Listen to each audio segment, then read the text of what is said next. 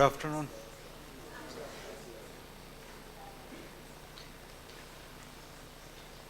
So I spared you guys yesterday, but I am back again. I know you don't like to see me. Can't help. I have to show my face again today. How was today's food? Very heavy. Problem. So we have to speak more and talk more. Otherwise, in no time, I'll also be asleep. You'll also be asleep. Okay. So I think the rest of the day today will again dive back into how these models helps us solve some real world problems. We'll throw up a lot of case studies, interesting case studies today and the rest of the day, and there are two sessions, part 1, part 2, as you would see in the schedule, where we talk about how do we evaluate various kinds of transportation projects being floated, being planned, being suggested, or policies that are being planned or suggested, or even operational level interventions that city is planning. How do we assess them, evaluate them in terms of sustainability? How do we understand their sustainability impact? Be it about a major road infrastructure project like these flyovers or long elevated corridors, or be it about simple policy like congestion charging. What would happen to the city, its network, its flow and sustainability if you bring in and introduce congestion charging in the city? What if I do some improvements in walking and cycling infrastructure? How do I evaluate it, whether it's making some sense, whether it is making something better? Or even things like, if I am planning say feeder routes for metro stations, how well I design them, how well I plan their networks and schedules, so that I am also contributing to a overall sustainable transport system. So there are so many such several questions. How much people are ready to walk in a city or cycle in a city? Accordingly, can I design my facilities? So there are so many questions, relevant questions, which are equally important for practitioners to answer, that we can try answering through use of such mathematical models, especially choice models that we have been talking about in these last couple of days. So several of these case studies will take up during this presentation and the presentation after the tea break. After tea break, I have asked my research scholar Harsha to take up some of those case studies where he has been closely involved. I am sure many of these things you would find interesting. Let's see.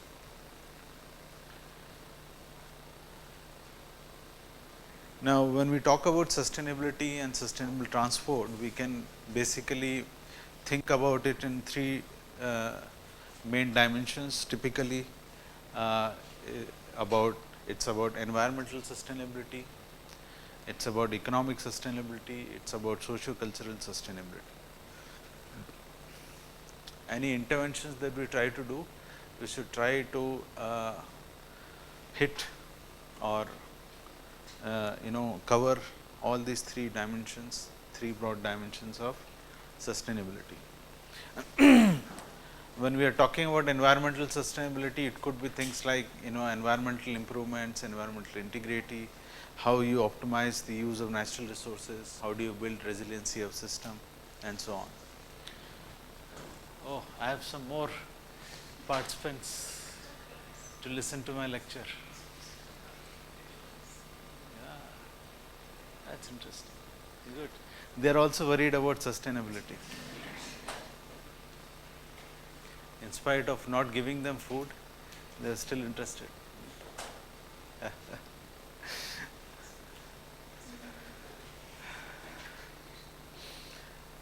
So, then when we talk about economic sustainability, it is about economic efficiency, economic gains or economic value, economic development, financial affordability and things like that. In terms of say social cultural sustainability, social equity, something that remains extremely important and more and more relevant in the context of transportation system. Also safety and human health,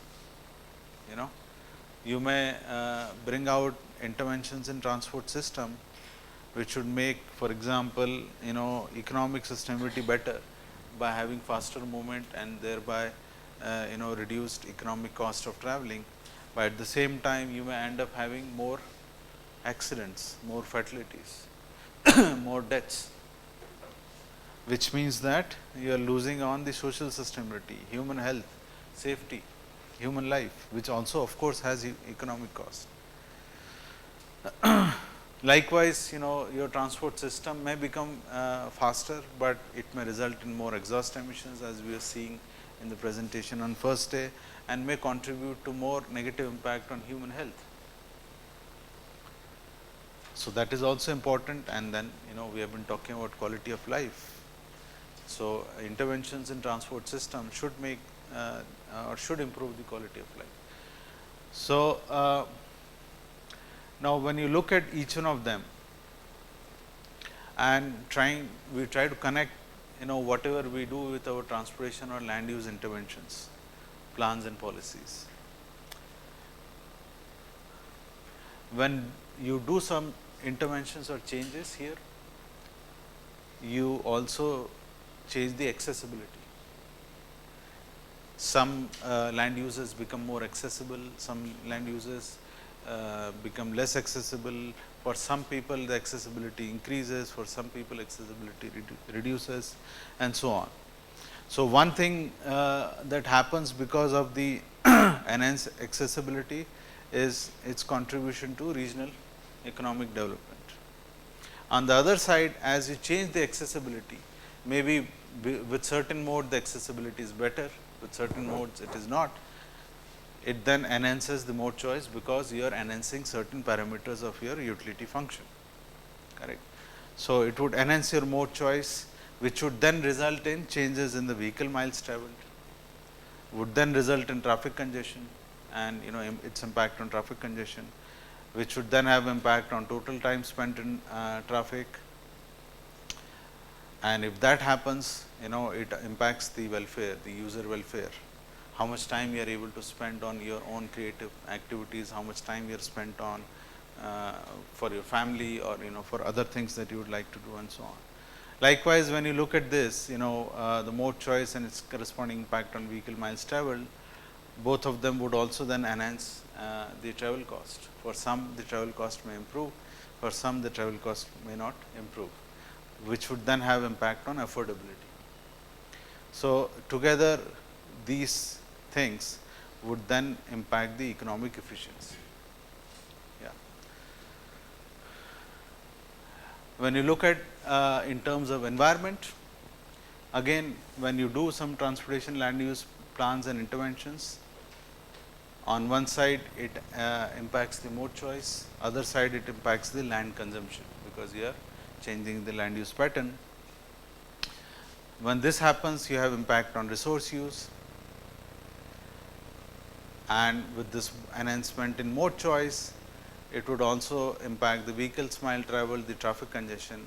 All these would then have impact on fuel consumption, and then you can also convert that, the amount of fuel consumption, into your tailpipe emissions, and these would then impact the greenhouse gas emissions, the air pollution, and so on. Okay.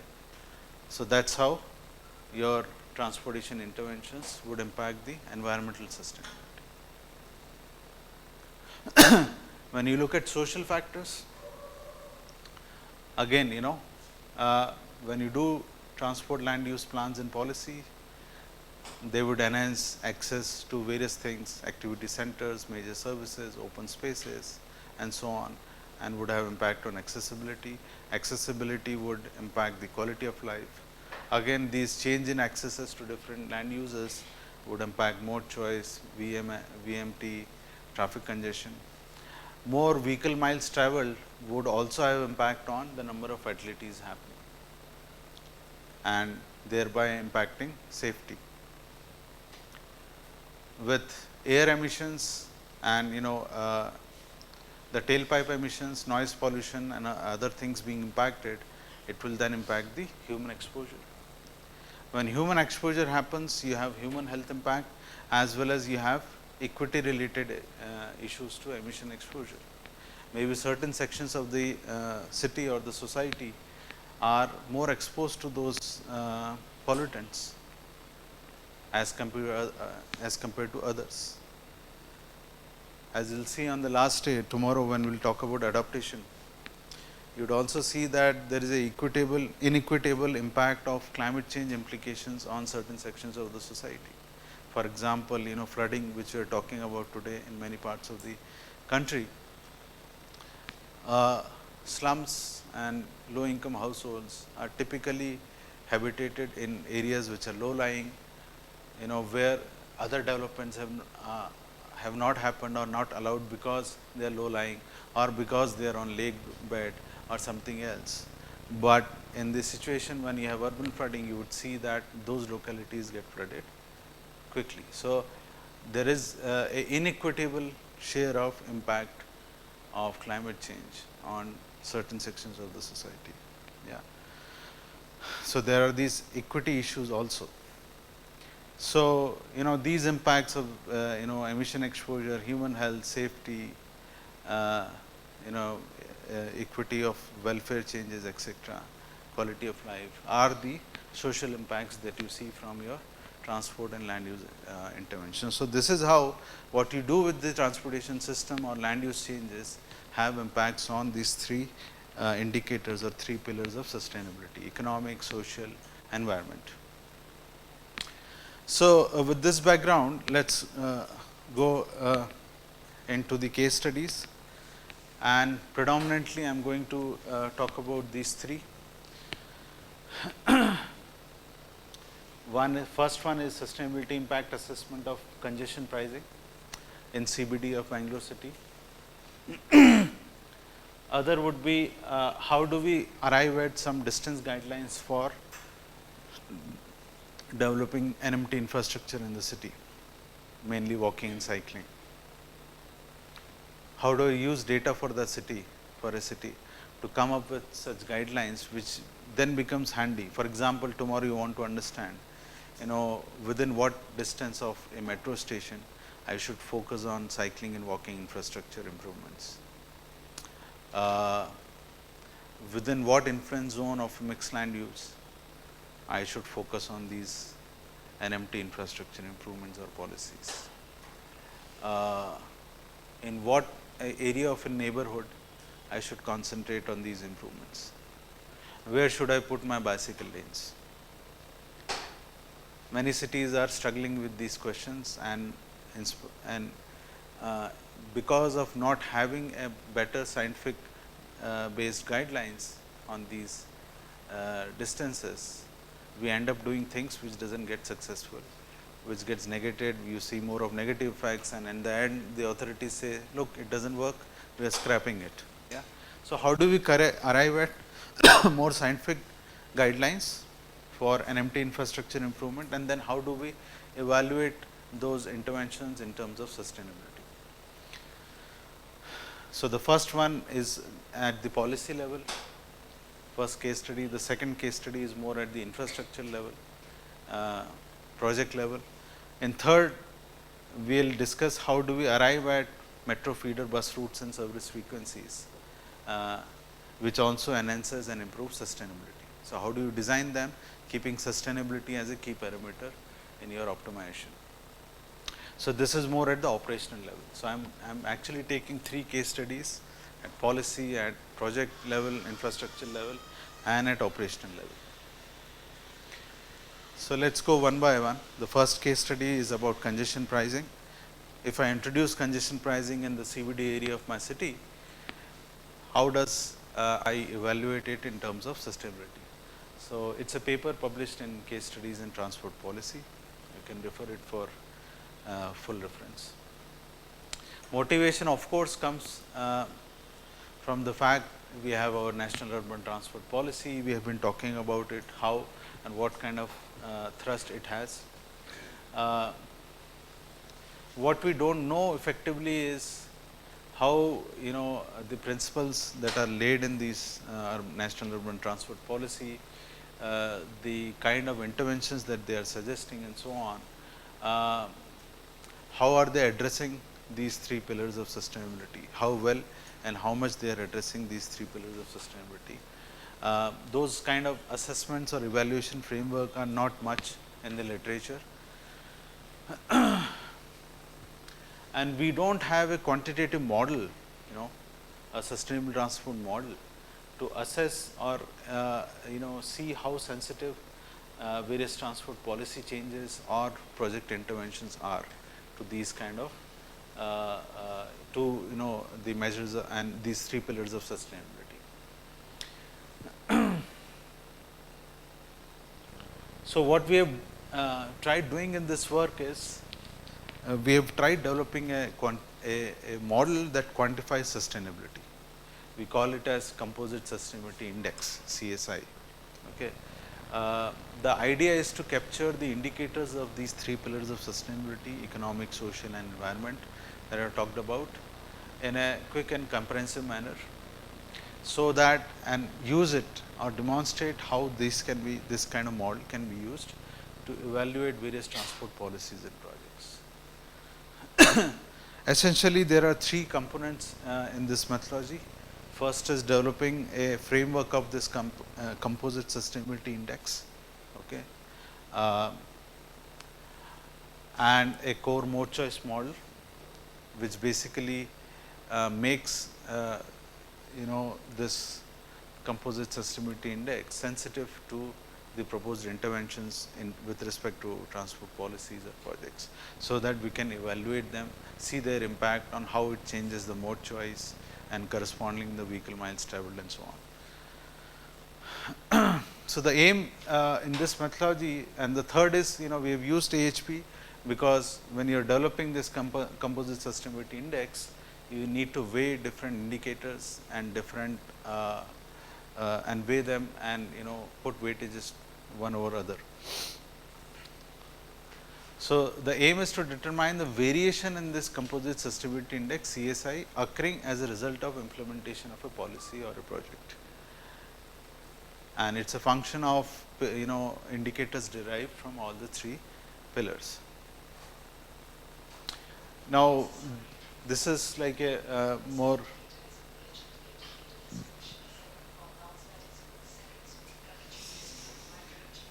somebody else is giving lecture now. I was saying, I know you do not want to listen to me, but can't help, Okay. So, this table basically lists out various kind of indicators that one can think about and their quantitative definitions. Okay. For example, when you look at environment, say air pollution, it could be greenhouse gases. So, say you can define in terms of level of CO2, 2 is missing, in grams per kilometer by vehicle type. This is what we were seeing in the mitigation presentation on the first day. Other kinds of gases or compounds, you can equate them in terms of grams per kilometer, PM, particulate matter and so on. Natural resources, say energy used from fossil fuel, liters consumed per kilometer. This could be one of the way to define this indicator. Likewise, one can think about, I am just prepared and showed you a sample list of, how you can think about indicators. Likewise, in terms of society, so health, exposure to NOx, number of people exposed to the harmful levels of NOx. Say you define an influence zone around a transport corridor and say how many people are going to get exposed to NOx or other pollutants, CO and other things. Traffic engineering and deaths, number of traffic injuries and deaths per modal share or per kilometer of road length. Accessibility to services, average potential accessibility to services in terms of time or in terms of distance. Yeah. Total VKT per mode, and so on, vehicles mile, minutes traveled. Likewise, when you think about economy, say transport investment cost, total rupees spent on upgrading and maintenance of road infrastructure, or overall cost of commuting, total rupees due to externalities associated with health. You can convert health impact into monetary terms and so on.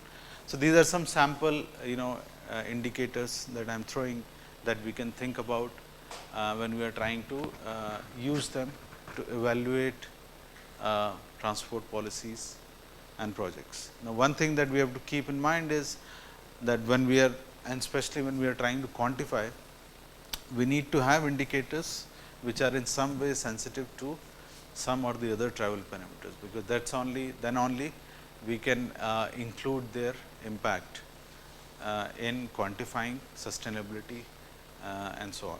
So, one has to keep that in mind, how you define these indicators, so that they are sensitive to changes in transport improvements. So, the way we have defined it is like a linear additive function of its weighted sustainability indicators. So, here for example, I have the sustainability index for a given pillar out of those 3 pillars, which is nothing but a summation of alpha I, Wi, xi. Now, xi is the normalized value of the indicator, Wi is the weight that you are assigning to that indicator, and alpha I is basically a binary variable, variable that takes either +1 or -1 based on the understanding whether the increase in that indicator would increase sustainability or decrease sustainability. So, you can choose +1 or -1. So, +1 if it has a positive effect on CSI, and -1 if it has a negative effect on CSI. The weights that I am talking about, they should sum up to 1, and they are the ones which are being derived based on using an analytical hierarchy process. Now, the thing is, each of those indicators are in some unit which will not be same as the other indicators. You are trying to bring in indicators from environment, social, economic and so on. So, you got to neutralize them, you got to normalize them, you got to make them unitless. There are various methods of normalizing indicators. One of the more commonly used method, we call it as min-max method. So, here what we are doing is, we are to normalize, we are having this 100 times actual value minus minimum value divided by the difference of maximum and minimum value. In our case, the actual value corresponds to the normal flow condition, the condition that we are trying to assess.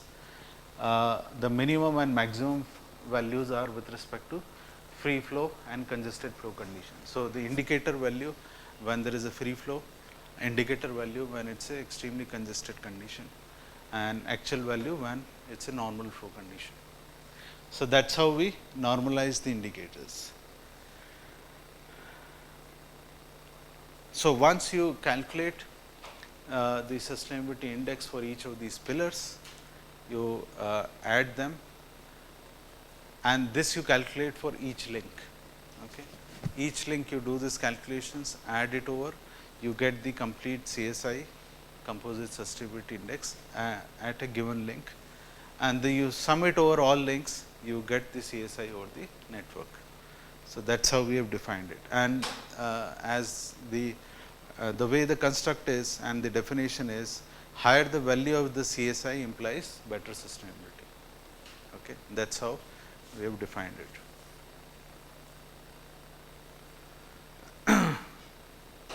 So, the way we have chosen the indicators is to see that they are dependent either on vehicular composition or on the vehicle miles traveled, so that their impact can be accounted for in calculating the CSI. So, every time you are trying to evaluate a policy scenario or a project scenario, what this will do is, it may change the vehicle composition based on how it influences the mode choice, and then accordingly it may also influence the mode wise vehicle miles traveled. So, that is how you then account for that in calculating the CSI in the before situation and after situation. So, to demonstrate this and apply it, we took a case of Bangalore and CBD of Bangalore.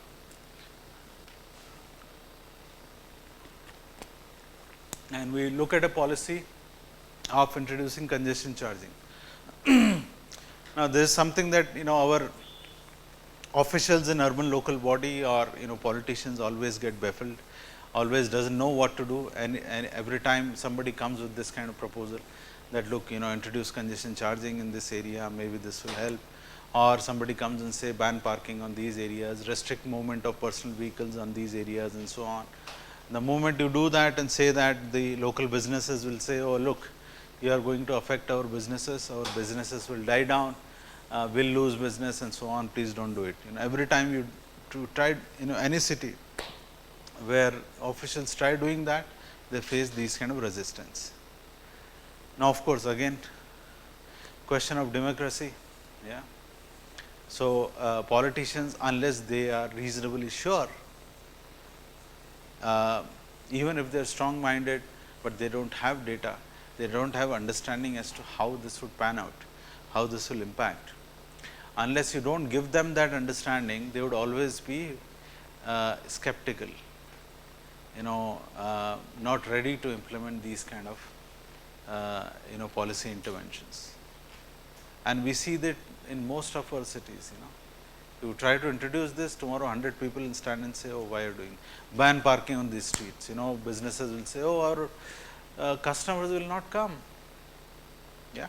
So, but the fact is, anywhere in the world, such kind of measures being introduced, whether it is restricting personal vehicles or motorized vehicles in certain city areas, core areas, initial reaction is always like this. But eventually, as they implement, they have seen that businesses flourish, because shopping and these things are not about driving in your vehicle and getting in front of. That joy of shopping is all about walking on the streets and taking time doing shopping. So, when you make city streets or spaces more vibrant, it not just enhances the overall economics in those local areas, but also improves the social stability, social integrity, social resiliency of the cities. Yeah. You get open space and open spaces for the children to be creative, have creative time and space and so on. So, these are very important. So, we as researchers should use these kind of evaluation framework to throw back these numbers to these politicians and officials in urban local body, and at least give them a sense of this is how it will impact. Okay. So, what we did was, we took a 2-kilometer radius around the town hall. We have this town hall in Bangalore. So, a 2-kilometer radius around town hall, we took it as a zone where we can reduce congestion charging. And the way we have accounted for its impact is changing the utility parameters in the mode choice model, because when you are introducing congestion charging, you are enhancing the travel cost. So, that is how it get fed in your mode choice model. Mode choice model becomes sensitive to the implementation of this policy. And we had an earlier piece of paper where we arrived at some congestion cost of 40 rupees for cars and 20 rupees for two-wheelers.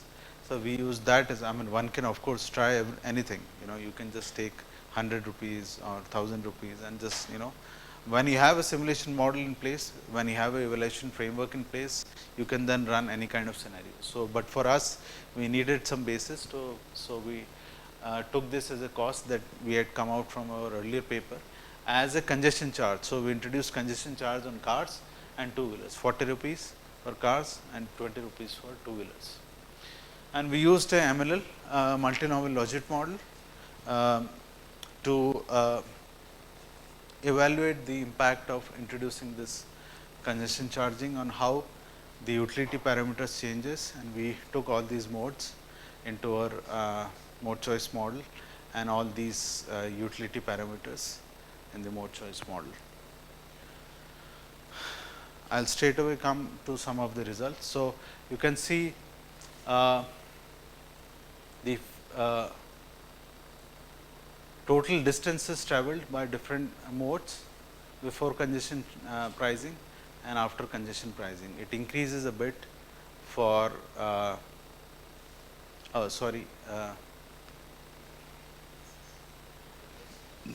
no, what is there, let me see, this is decreasing, maximum flow. Yeah, so you have less, yeah, correct. So, you have less miles travelled on these modes, some of these modes which we are trying to reduce.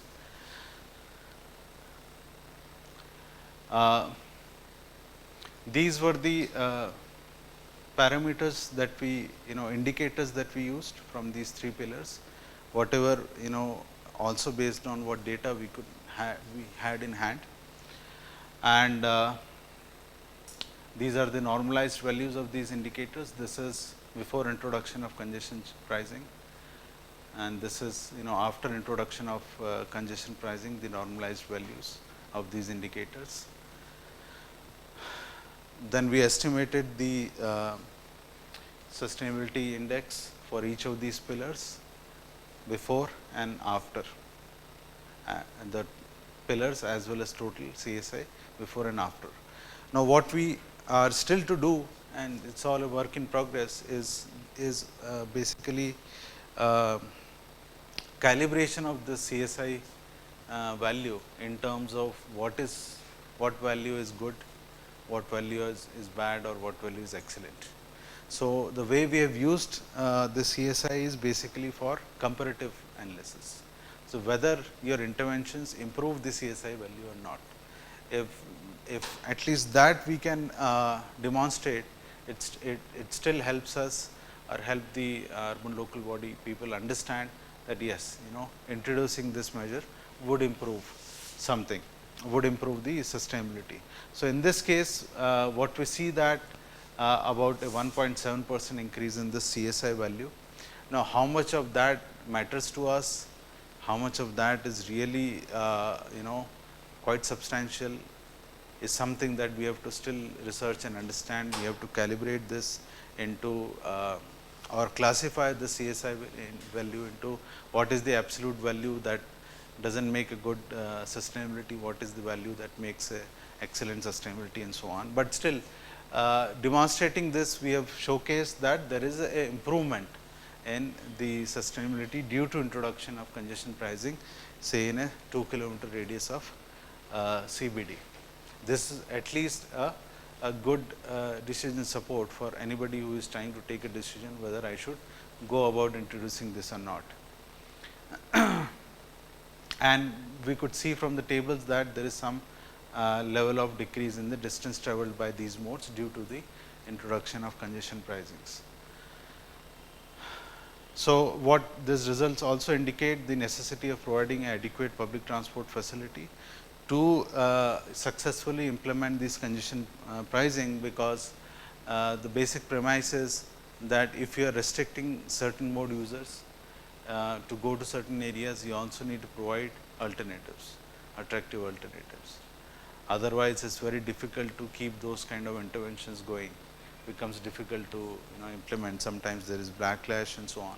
So, you also need to adequately strengthen the alternative modes, so that there is a alternative options for people to travel, if not those modes which we are trying to discourage by introducing this congestion pricing.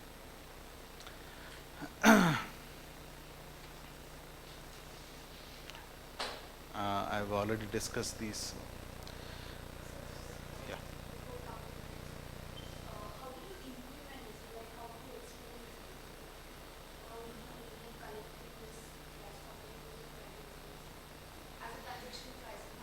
Correct. So, the beauty of demand models is to evaluate such interventions before they are implemented. Yeah, that's why these demand models, these simulation models come handy. We are trying to simulate those situations on a real network not actually implementing it and studying the effect before they are implemented. So, we have not implemented it, we have used our modeling framework to assess its impact on the whole network and see how this would possibly going to change the choice pattern of people traveling, and how this would translate into the link flows over the whole network. So, we have used the given transport network of Bangalore that we have used the mode choice model that we calibrated for the whole city.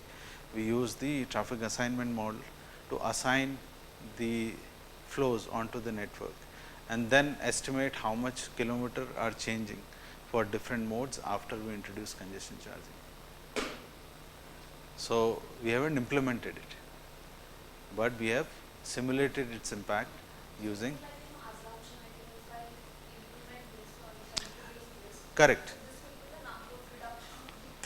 Yes, we are giving giving them a quantitative sense of the impact of such policy by using our models. That's the value of these kind of techniques and models.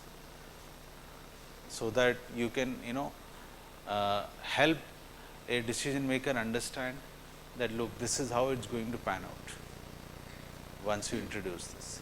If he says no, I don't want to introduce 40 rupees, maybe 20 rupees is just sufficient, or maybe it should be 100 rupees, or maybe you should not do it on town hall, do it at some other place, maybe take a bigger radius or a smaller radius. You'll say, okay, I'll take a suggestion, I'll go back, feed that into my model, run it again, and then come back and say, look, what you suggested, I have evaluated it, this is how it looks now. The same impacts, this is how it looks now. So, this is the beauty of using these models in making people realize, so that they can take more informed decision, which are more scientifically informed decisions, rather than just our own perception or thinking or what will happen and so on, or just getting under pressure. Because if that officer has to defend its action, he also needs these numbers to back. He also maybe need, say it's a bureaucrat, it's a commissioner or somebody who has to take this decision, and of course, he also needs the go ahead from the politician, from the concerned MLA or the minister. So, he also needs a scientific study, a backing to say that, look, to the elected members, this is how it's going to pan out, it's going to help. So, please do it and allow us to do it. That's how they are useful. Any other question on this? Sorry? We didn't use congestion index here. These are the indicators we had.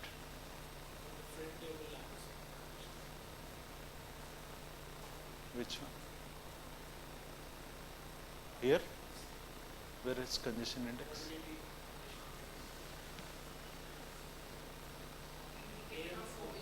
Huh? A? Yeah. There are various ways in doing it. Of course, we didn't use it here, maybe because of data availability and so on. There are various ways in doing it. It could be based on travel time. It could be based on vehicle density. You can take any parameter or a combination of these parameters to define your congestion index, as long as it reflects what we are trying to portray. Come again?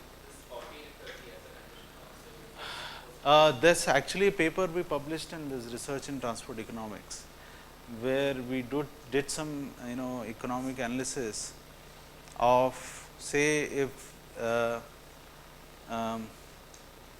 if all trips within certain distance, we had the existing mode share of Bangalore and the trip length frequency distribution, and we said if there are say trips, all trips within say 2 kilometer, I mean there is some value that we used.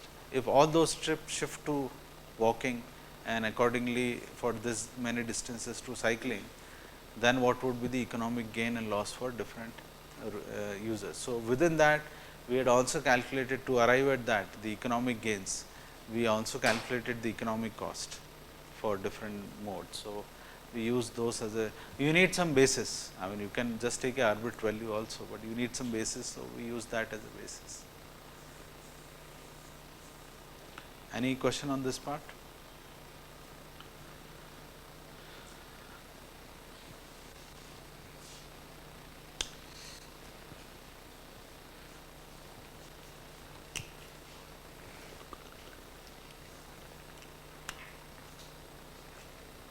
Now, in this we will talk about the NMT infrastructure. Firstly, about how do you arrive at some distance guidelines based on simple statistical measurements and statistical evaluations. Another is how do I assess the impact of introducing then the NMT infrastructure interventions that I am planning, say based on these distance guidelines, how do I assess them in terms of sustainability impact. Again, these are based on these two papers published, you can see them for full reference. First, about arriving at acceptable trip distance using walking, cycling. We generally use a very crude ballpark figure that half kilometer, 500 meters, people are ready to walk, beyond that not. But it may vary. It may vary based on weather, it may vary based on geography, it may vary based on behavioral and perceptional patterns and so on. So, it is not that everywhere people are ready to walk only 500 meters and not beyond that, but we tend to use this kind of thumb rule always. It may be reasonable, but may not be reasonable in every case.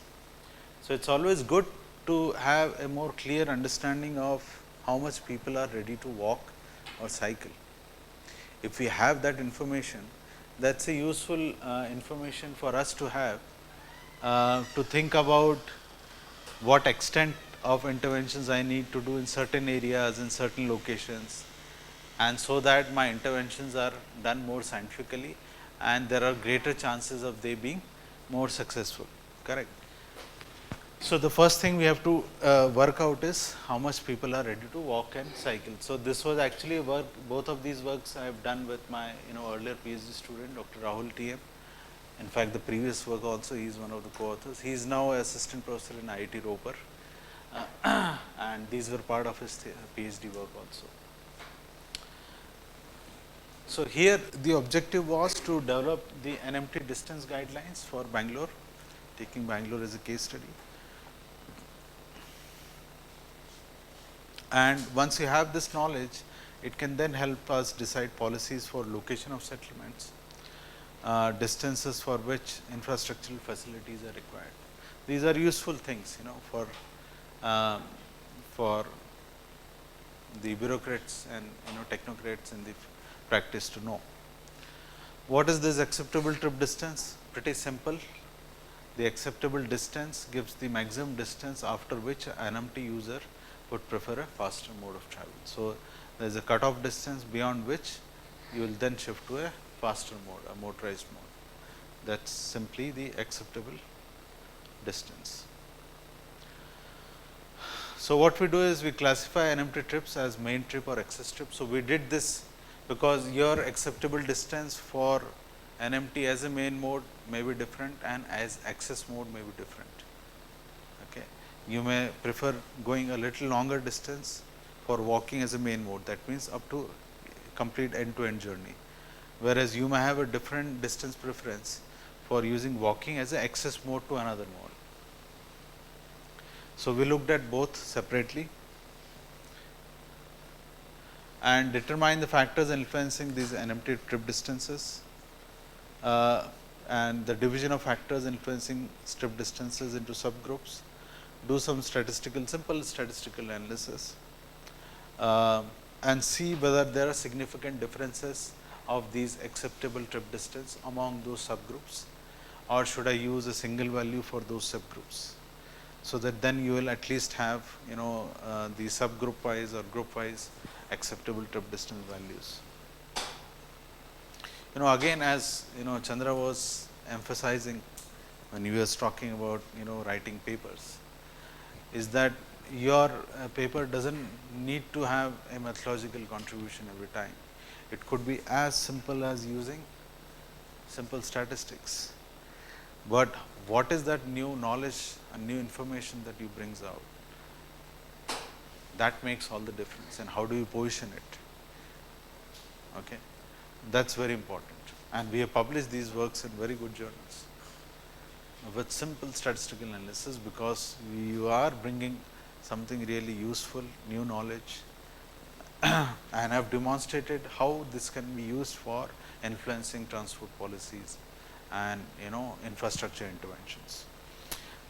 And after this we get these acceptable trip distances. Now what we do is we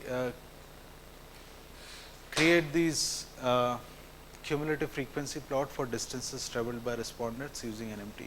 The data set that we had was the complete household travel survey data of Bangalore from the earlier comprehensive transport study that was done for Bangalore.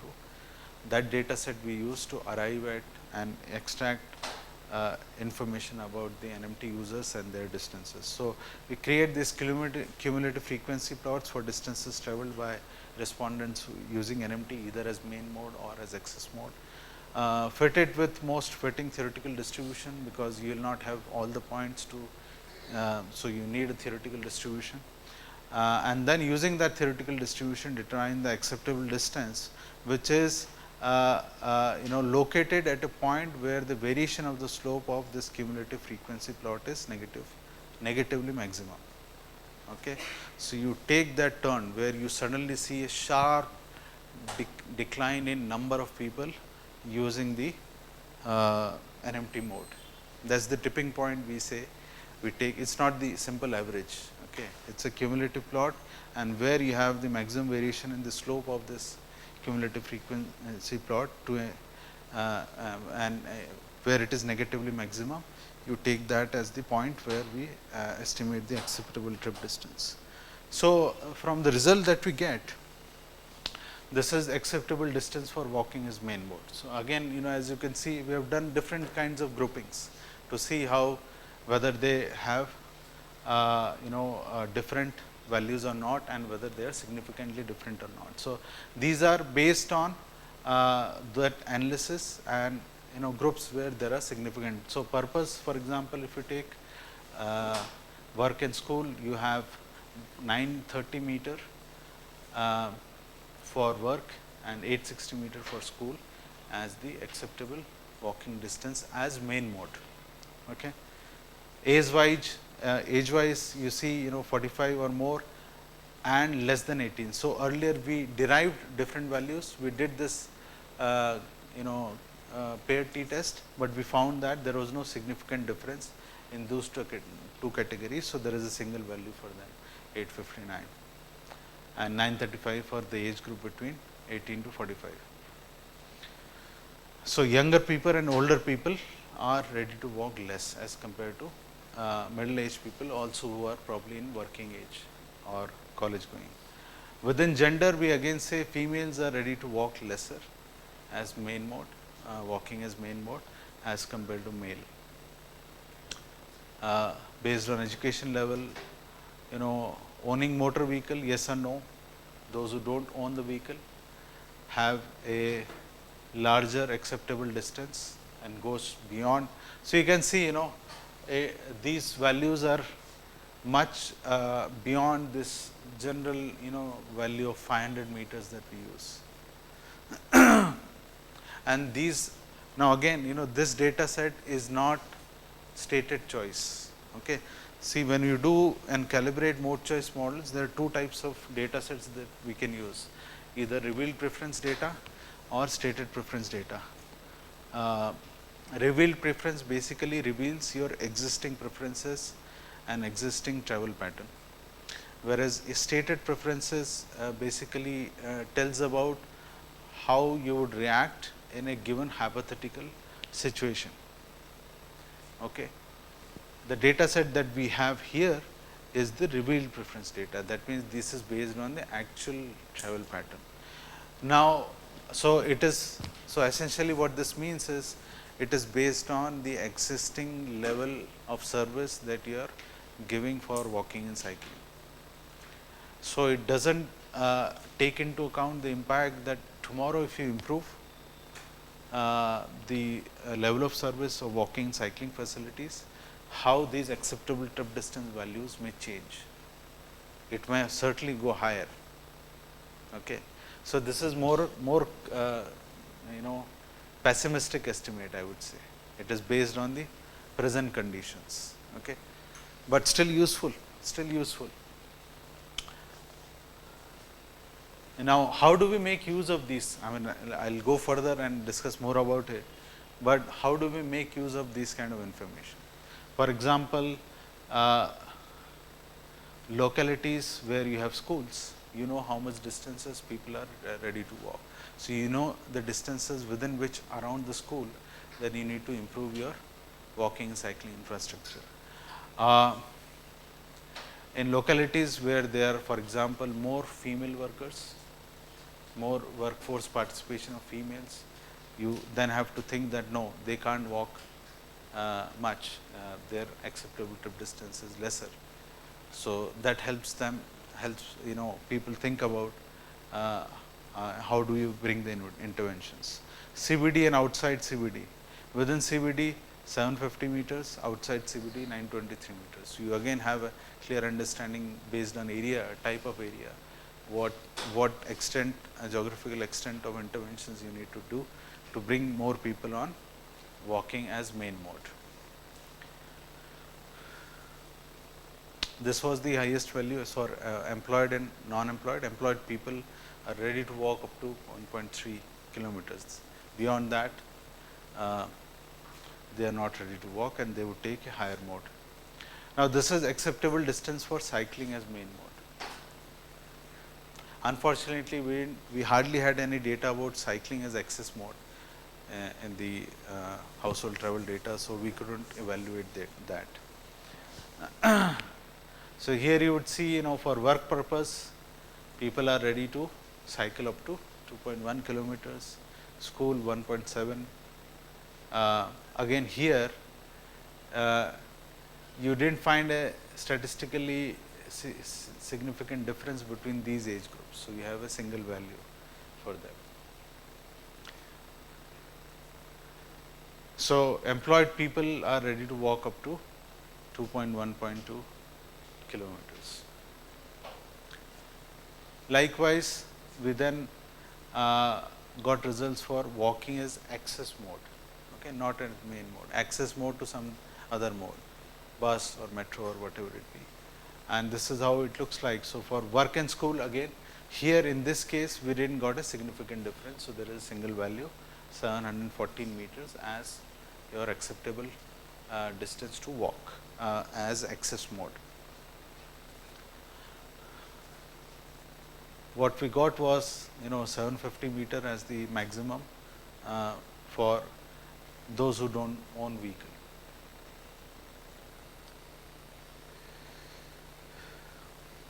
Now, how do we use this? Okay. You can identify zones for NMT facility development. So, for example, you have Majestic bus station and railway station. From these distance guidelines, you at least know if I want to bring people by access mode as walk and cycle, what is the distance that I need to focus around Majestic to bring those interventions. If I want to bring and install say cycle sharing system around metro stations or have people walk more to the metro stations, I know how much people are ready to walk as access mode. So, I would know the influence zone within which I need to bring those interventions. If I want to develop a mixed land use zone, we have been talking about this, how do you bring or reduce distances for commute. So, if I want to plan mixed land uses, I know maximum how much distance I should have between work and the home, and that should be within my acceptable distance to walk. If I want to promote people to walk as main mode, or if I want to encourage people to cycle and walk as their main mode, okay, you know the distances within which you need to have these facilities located. Okay. Likewise, you can think about and if you do it based on income levels, if there are low income clusters, you then know how much is their acceptable distance to walk and cycle, and accordingly I focus my facilities. If it's a high income or middle income locality, you know this much is the distance for which they are ready to walk or cycle. So, these distance guidelines are very useful if you can throw them and give them based on these preferences, to let people and authorities, BBMP for example, you know, where they should put their cycle tracks, what should be the network and all that. You know, these are very useful tips. You know, BMRCL can use these kind of guidelines very well to see what is their influence zone within which.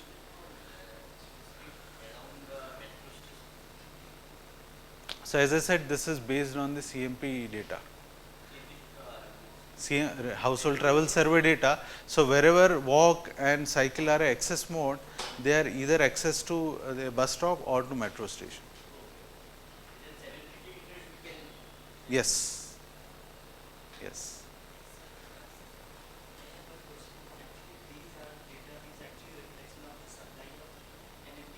No, before. That is what I said, na. This is revealed data. This is not stated preference data. This is based on the actual.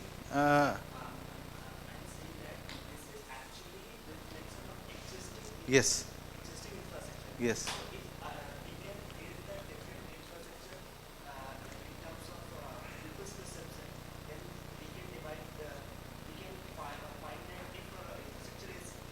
Yeah, that is what I am saying now, that you can do a stated preference study to understand how, if I improve the level of service or extend the infrastructure, how these distances will change.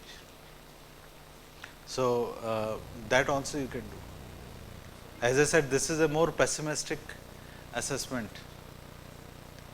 I am not trying to over project that people will walk this much and so on. Even these much of distances we do not take care for walking and cycling. You know, today you take any locality, 100 meter you can't walk properly. 100 meters, 100 hurdles. There will be 100 hurdles in 100 meters, isn't it? What is the condition and level of footpaths that we have? Forget about cycle tracks, isn't it? You know, I always say jokingly that walking on our Indian footpaths is like walking on landmine. Yeah. One wrong step you take, if it is a landmine, you will be blown up, but here it will be caved in. And you, God knows, you know, it's we are only on God mercy to what extent we will get damaged. Is it just a sprain, or you know have a fracture, or you simply go down? Dharti mein sama gaye, you know, you get. So, that is the situation. So, even a 100 meter you can't walk properly. That is the state. You know, you will have a vehicle parked, you will have the construction material dumped, you have, you know, shopkeeper spilling everything on the road, all kinds of cobbler will be sitting, some other street vendor will be sitting, all sorts of things will happen. Yeah. As I said, you know, you slabs, you just put a finger and you see that slab is, you get, you know, heart attack. Oh my goodness, what will happen? Yeah. Then you will prefer, okay, let me go on the road and walk there rather than walking on this footpath. So, you know, these are very useful guidelines, and again, as I said, we haven't done any great mathematics or some new models or something. It's just a simple application of these methods. but to bring a lot of new information and useful information. So, going further into this, now once we know these kind of guidelines and then we say and plan infrastructure improvements for NMT, now how do I assess those interventions in terms of sustainability? So, the methodology framework is similar to what we used in in evaluating the congestion pricing. A little bit of differences since we are talking about infrastructure here.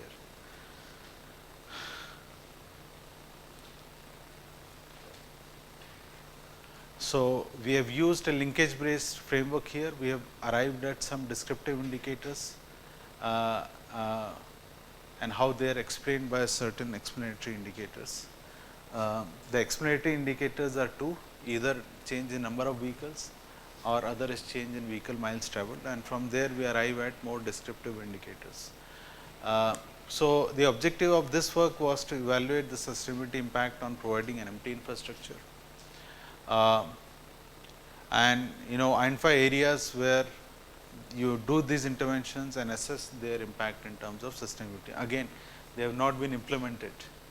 We have used modeling framework to even showcase how if you introduce and improve the footpaths, how this would have a system effect.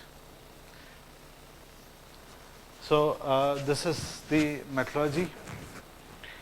You first of course identify the study area where you want to do these improvements of an NMT infrastructure.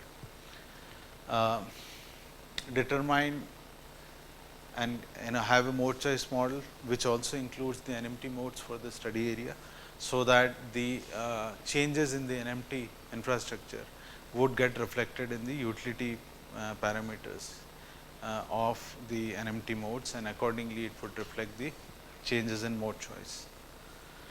And of course, then the estimation of the modal shifts due to provision of NMT facilities, and determine the total motor vehicles or the total vehicle miles traveled in every scenario, which are my two main explanatory indicators.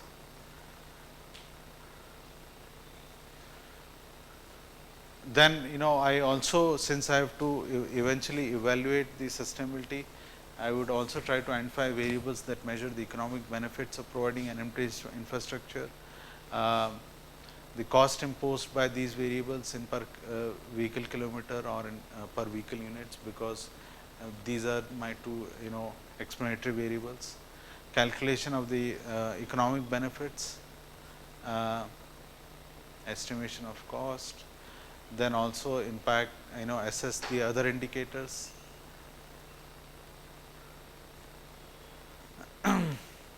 Due to changes in these two descriptive indicators, and eventually calculate the sustainability impact on providing these NMT facilities. So, as I said, the two basic explorative indicators are the changes in number of motor vehicles and the total vehicle kilometers. And we have a mode choice model again to estimate the modal shift. And for estimating vehicle kilometers, we make use of traffic assignment route choice models, and use all the required data, the OD matrix and the network data. So, my descriptive indicators are a function of any one of these explanatory indicators, the number of motor vehicles or the vehicle kilometers traveled. Your CQ1 is nothing but, or CQ2 is contribution of those descriptive indicators, here Q per vehicle or Q per vehicle kilometer. Now, each of these explanatory indicators, first one is the total motor vehicles, the other is the total miles traveled. Okay, this is how I calculate. WK is nothing but the predicted share of the sample choosing the alternative K, which is the mode K. TIJ are your zonal trips. OC is the occupancy of each mode to convert person trips into vehicle trips. Here you have the flow through link Z after you have done their traffic assignment in every scenario, and this is the length, LZ is the length of link Z. So, you get the total vehicle kilometers. And using these mode choice model, your multinomial logit model, you estimate the share of people.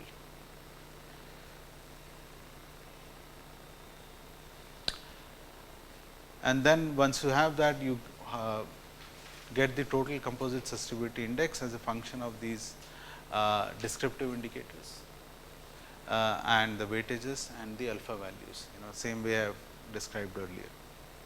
And so, IQ is nothing but the normalized descriptive indicator Q. And again, for normalization we have used this min max method. So, now the case study. So, again we took the central business district CBD as a case study and around the bus stops carrying trips to CBD, a radius of 2 km around town hall, which carries a substantial number of trips that pass through that area. So, if you augment your NMT infrastructure to certain level in that given area, how will that translate into its impact in terms of changes in traffic flow or number of motor vehicles, and then accordingly the sustainability impact. So, we took 3 different hypothetical cases, first focusing just on intrazonal trips inside CBD, other on intrazonal trips with destination as CBD, or intrazonal trips inside CBD and interzonal trips to CBD, all three cases. We also segmented and had mode choice models based on vehicle households owning at least one private vehicle and not owning any private vehicle to bring out at least some differences. So, my mode choice model had these mode choices. Now, how do we incorporate the impact of NMT infrastructure in mode choice model? Again, based on what utility parameters would get changed. So, here essentially the travel time parameter would get changed. So, by inducing reduction in those travel time values for the NMT modes, you then reflect how the NMT infrastructure and its impact would have on the mode choice and then number of vehicles and the vehicle miles traveled. Again, it is based on certain assumptions of how the walking speed would change, how the cycling speed would change. As long as they are reasonable, they are good to use and simulate. So, in terms of results, you see this before after vehicle kilometers in each of these 3 cases for each of these different modes. You will see some reductions happening in car and I think in two-wheeler.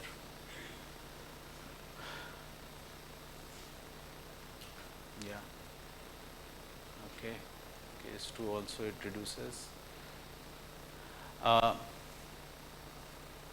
So, the descriptive indicators that we used, which were a function of those 2 explanatory indicators, either number of vehicles or vehicle miles traveled, air pollution, energy consumption, accident, congestion, infrastructure cost, similar indicators that we used in the congestion pricing model also.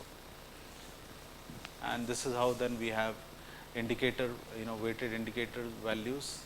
These are weights, these are normalized indicator values, the alpha values. This is the weighted indicator values before and the weighted indicator values after. And then what you do, again a comparative assessment for each case study, how the CSI value is changing between before and after. As long as the CSI value is increasing in before and after, you can with confidence say that yes, it would improve sustainability. So, we could showcase with this study that if you introduce your NMT infrastructure in certain areas, this is how it is going to reflect in changes in the mode share and other things, and also in improvement or degradation, whatever the result may come out to be on sustainability. We also estimated the total monetary savings for case 3, how much people will save or gain due to the introduction of NMT policies.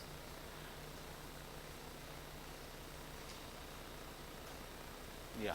So, essentially, what we have showcased here is how this kind of quantitative assessment of sustainability, because every time we keep talking about sustainability, sustainable transport, this and that, people give different kinds of options.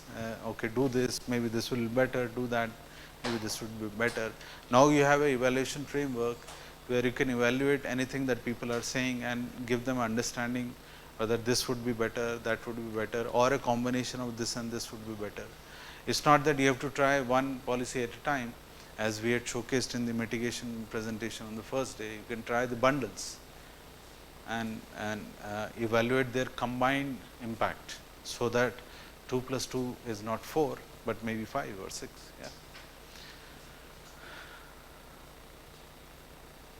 Okay.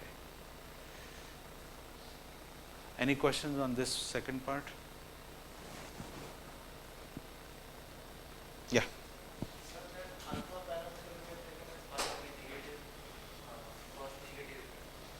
Plus 1 or minus 1.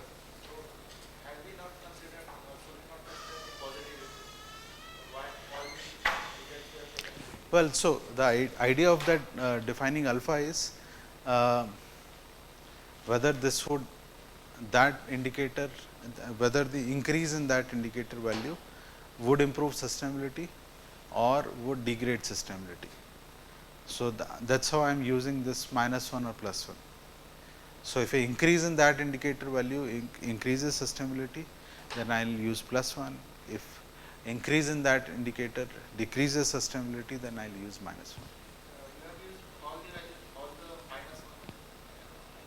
No, no, no.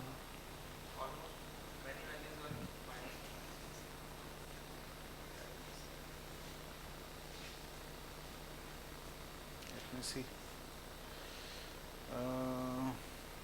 Yeah.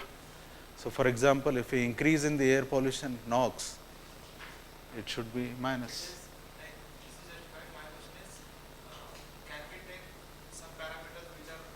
Yeah, of course, of course, of course. There is nothing hard and fast.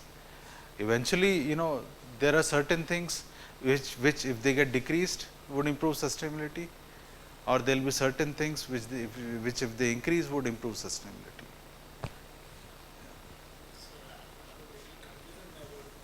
Acceptable distance versus true distance. Hmm. These values you have taken from survey. They are revealed distances. So they are revealed distances. Because there are some studies that differentiated acceptable distance and true distance. No, see, the acceptable distance is derived by accumulating the true distances of individuals. We are drawing a cumulative frequency table. You are taking true distances of people and then cumulating it to see at what point you see a sudden decrease in people using NMT, walk or cycle as main mode or access mode.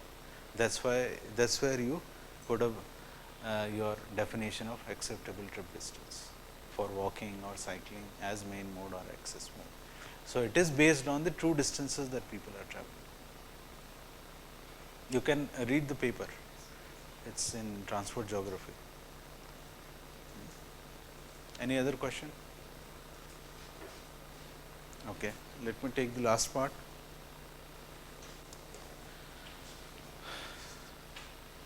Now, in the last part, we are coming to a case of a operational level interventions. So, I am giving you a flavor of how at different levels of interventions you can still use similar kind of frameworks. Now, here we are talking about design of sustainable metro feeder bus routes and service frequencies. Again, it is a published paper that you can refer for full reading. Why we think about integration and feeder routes?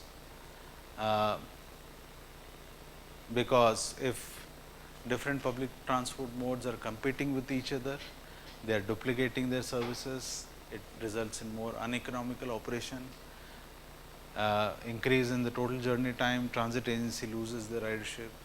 If where metro is running their trains, if BMTC also runs their buses and competes, then it's a waste of capacity, it's a duplication of capacity. It doesn't make sense. After all, both are public transport. They are serving the same purpose. Yeah.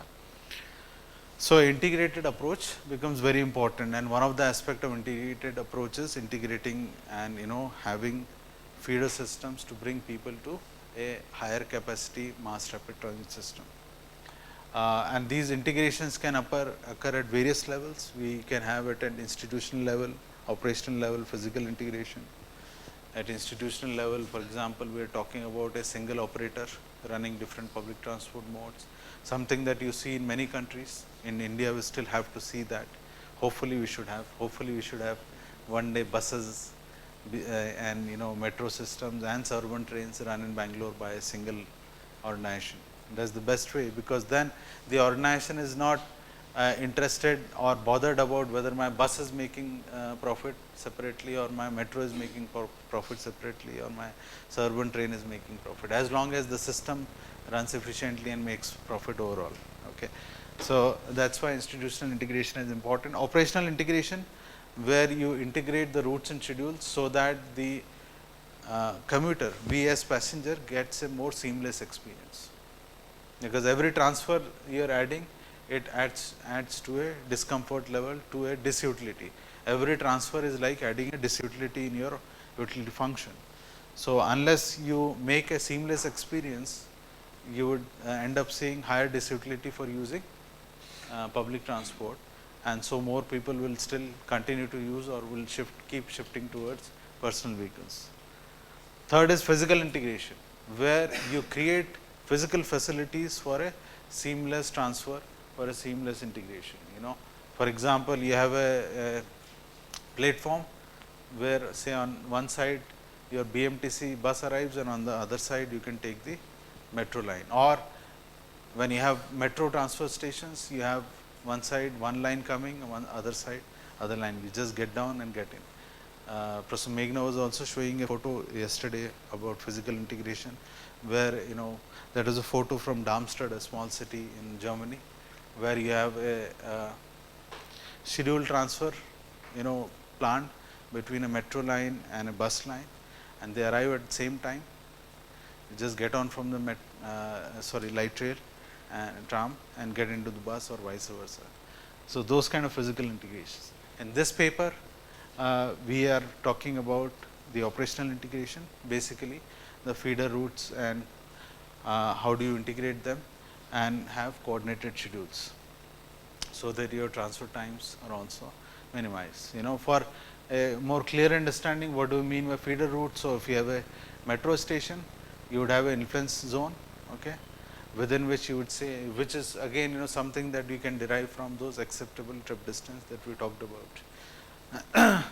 And then you, to work out those feeder routes, you may decide based on those distance guidelines, what could be my extreme nodes up to which I can take my bus route. So, accordingly they become the terminal nodes, and then you will have intermediate nodes, and then taking those intermediate nodes as your anchor points, you can then design your feeder bus routes and their corresponding schedules based on certain criteria, based on certain objectives. We will discuss and see in the subsequent slides. Of course, we have looked into literature, access egress demands not taken effectively, dwell times and intersection delay, even they are important while designing feeder routes, because the buses would run in mixed traffic. How much time buses are taking for boarding and alighting, those also need to be considered, and sustainability aspects are never brought in. So, we tried bringing that also in our model. So, the objective here was to design feeder routes and coordinated schedules to a metro station of a city, considering not just the user and operator objectives, but also community objectives. Okay. Now think about public transport. Typically we see two parties. Yeah, one is a user, other is a operator of the public transport. As a user, what is that I would like to see good in the public transport system, which would make me feel attracted towards using it? Yeah, less waiting time, less travel time, less transfer time, comfort, convenience. Sorry? The cost, the fare or whatever you, and also the fact that maybe I can buy a single ticket, doesn't have to buy the ticket again when I am transferring from one mode to the other, all those kinds of facilities. So these could be the parameters that we as user would like to see, good. Say? Yeah, availability. So comfort, basically comfort level, availability of seats, or somebody who is traveling for commute may still just prefer a comfortable standing space, not very crowded and so on. Typically, yeah. Reliability, of course. Is there too much of variation in the arrival and departure times of the public transport vehicles? All these are very important as users. Now, if you become operator and you are trying to design or work out these operational plan, what would be your objective as operator? Jitu will tell. What? Profit or loss? How much revenue I get? Revenue per trip, and then of course you also then need to see what is my cost per trip or per kilometer, or whatever. So reducing the operational cost or total cost of running the system, increasing the total amount of revenue that I get, correct? Running the same system with lesser fleet, a lesser infrastructural cost, isn't it? Less. No, see, as a operator, I would like to run as less as service as possible, so that the cost is less to me, isn't it? In that case, I'll not think about. So my next question is that which.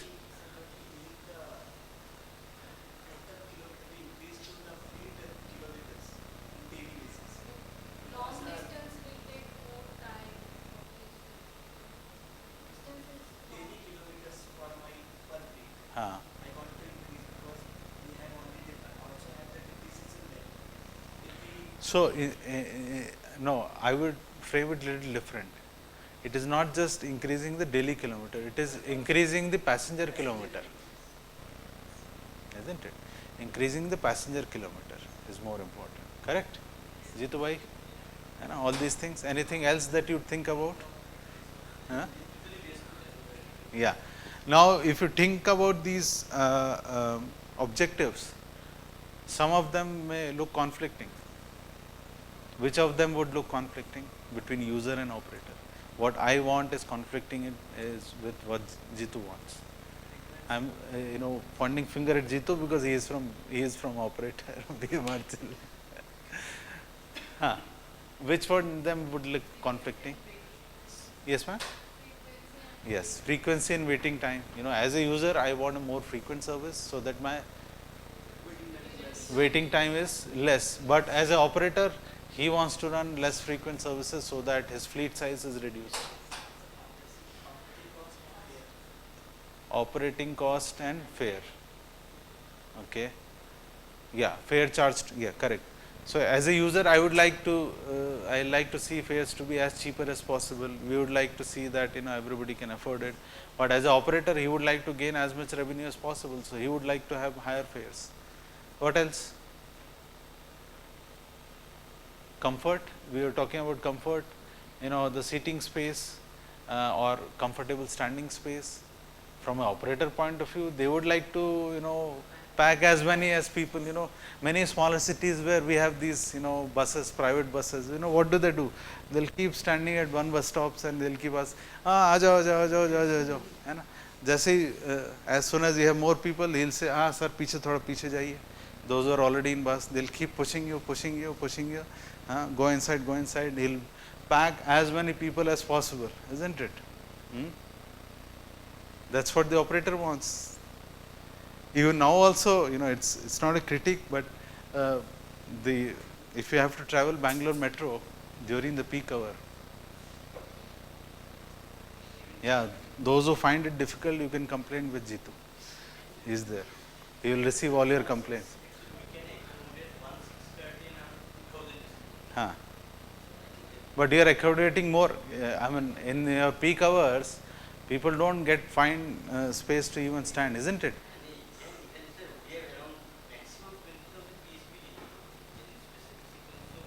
But actually, you know what is PPHP? This PPHPD, passengers per hour per direction. That's how we define the capacity, passengers per hour per direction, PPH.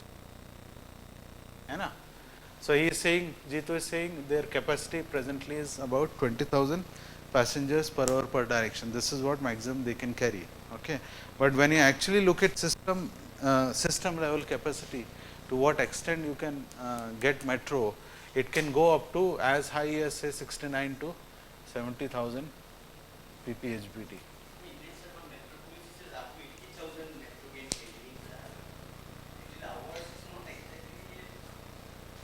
See, we are so how we are carrying how we are giving a supply of only 20 is based on how much number of coaches you have per train and what is the frequency at which you are running. Yeah.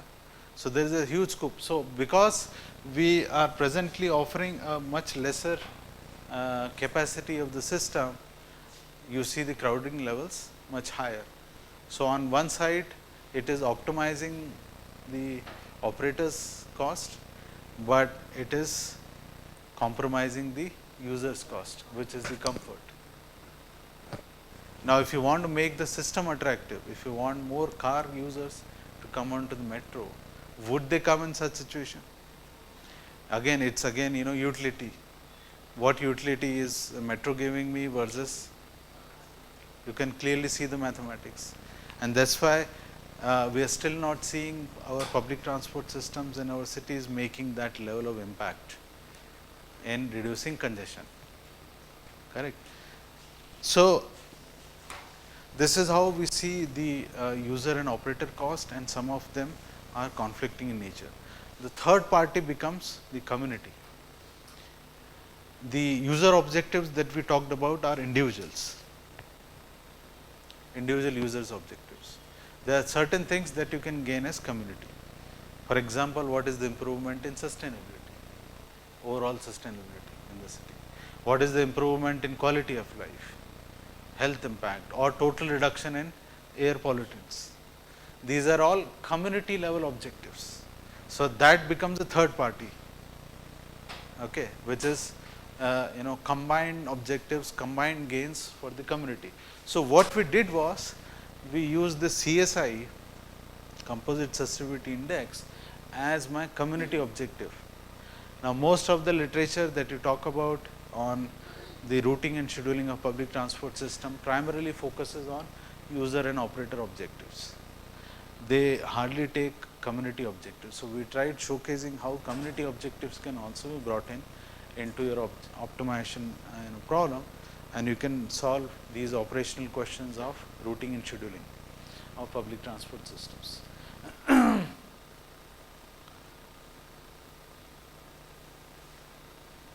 This is how my methodology was. So first I have to have a lot of data, input data and traffic surveys, data about the metro network and its functioning, data about the feeder area, and other data sets that are required for me to develop the model. What I do is, I identify the feeder area of each station, again using, for example,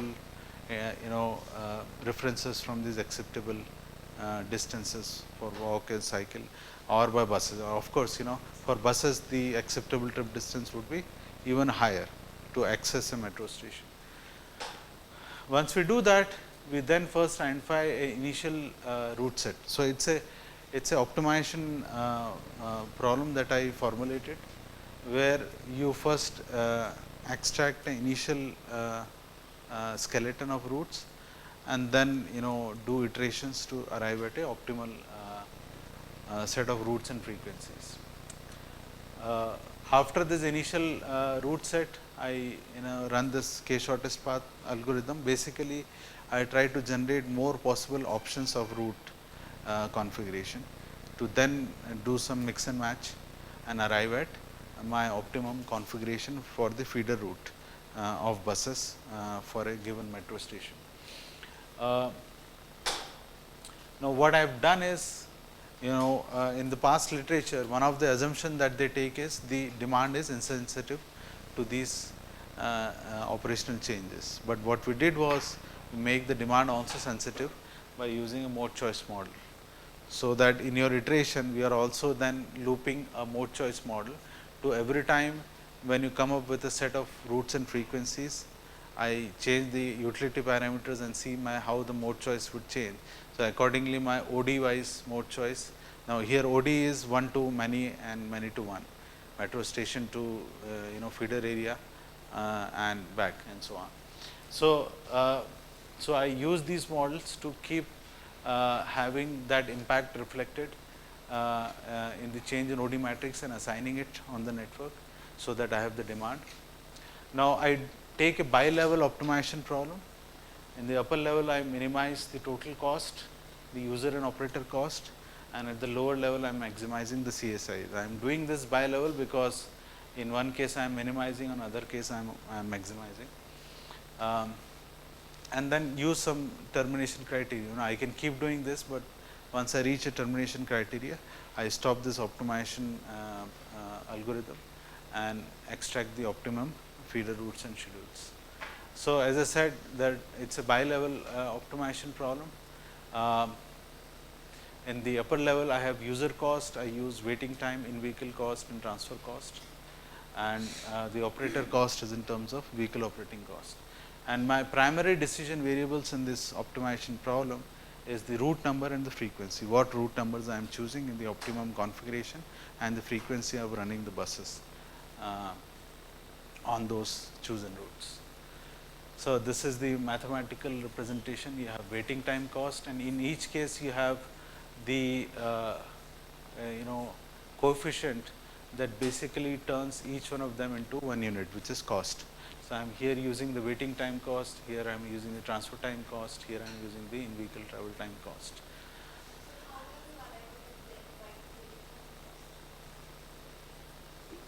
So, it's waiting time. So, it basically comes from this assessment of the waiting time, okay, and the passengers transferring from metro to feeder routes and feeder routes to metro. So, the way it arrives at is, in every iteration I would generate a random feeder routes and a random frequency on that. Once I decide the frequency on these routes, I can convert that into waiting time. Usually we use the average, okay. That if your headway, that means between the departure of one bus and the next bus is say x, I take the average waiting time as x by 2, because some passengers may arrive just after the bus is left and some passengers may arrive just before the next bus is to leave. So, on an average the waiting time is half of the headway. So, that is how you arrive at the waiting cost and feed that into the model. At lower level, I am maximizing this composite sustainability index, which is again the combination of all these things that I am talking about and already discussed. Now, this is subjected to various constraints, because it is not an unconstrained optimization problem. There are constraints to what solution I can get. One is maximum and minimum load factor inside my vehicles, inside my buses, which means that your crowding level should not be, or number of people per unit of space in the buses should not be less than certain value and more than certain value. Less than certain value will ensure that at least some number of people are there. it doesn't become cost inefficient for operator to run, and more than certain number of value would ensure that there is not too much of crowding based on whatever level of service you want to specify. Other could be the transfer time constraints. There is a tolerance limit for us, so transfer time should not be, because each of these would change the utility of using public transport. If you incur more transfer time, people will then start shifting to other modes in longer run. But at the same time, transfer time should not be too less, because then the operator has to run the system more frequently and adds to their cost. There could be fleet size constraint. They may not have infinite fleet, they would have a finite fleet, so there could be fleet size. Frequency, again, maximum minimum, from user and operator point of view. And we also put unsatisfied passenger demand. Eventually, the OD matrix that I am trying to cover through this network of frequency and routes should at least satisfy a certain minimum number of passengers. So my unsatisfied share of passengers should be as less as possible. So that I put as a constraint. So we applied this. Okay, I'll quickly finish it now. First on a hypothetical network, we just generated its, and we did 3 cases. First, we just optimized the upper level, that is the combination of user and operator, and just worked out the corresponding CSI value without optimizing it. Second, I optimize the CSI value and just take the cost of what I get for user and operator. And third, I am trying to optimize both. So this is how my, as I do iteration in different generations, how my objective function and the different cost looks like. Okay. So this is where I am just optimizing the upper level cost, which is this blue line. Okay. And you can see that over certain iterations it gets stabilized, but the CSI keeps fluctuating because I am not optimizing that. Once you do that, this is how you get your final result. So final result is my route number, the actual optimum path that I am taking for the given feeder area and the frequency of running the buses on that. This is my output. There is the second case, I am actually optimizing CSI, which actually gets optimized quite quickly and then remains stable, and then I see the fluctuation in the upper level cost because I am not optimizing that. This is how I get my corresponding results. Third is I am trying to optimize both, so my CSI also gets stabilized and my the upper level cost also gets optimized, and this is how I see. So we took these 3 cases to basically give a sense of how my results are sensitive to adding community cost into my objective function, so that an operator would have a clear understanding. In each of these cases, we can then arrive the total fleet size and correspondingly the total cost that the operator is incurring. So operator would also have a understanding of how much would be the cost to me in each of these scenarios, and then they can always take an informed decision. Maybe it could be a trade off between how much I am improving sustainability and how much cost I can bear. So at least it gives them a variety of solutions and helps them understand. Similarly, we applied this on one of the metro stations. So we took Indiranagar metro station as a case study. We actually took permission from DMRCL to conduct our surveys. So we did these access egress passenger surveys, pilot survey, and then actual survey. Also did road network inventory survey in that area. This was the actual feeder area for the Indiranagar metro station, which is here. And then again we did these 3 cases and arrived at a optimum route network for case 3 that I am showing here, the feeder routes for the Indiranagar metro stations. Yeah, thank you. I have slightly overshot the tea time, so maybe we can take question answer while having tea.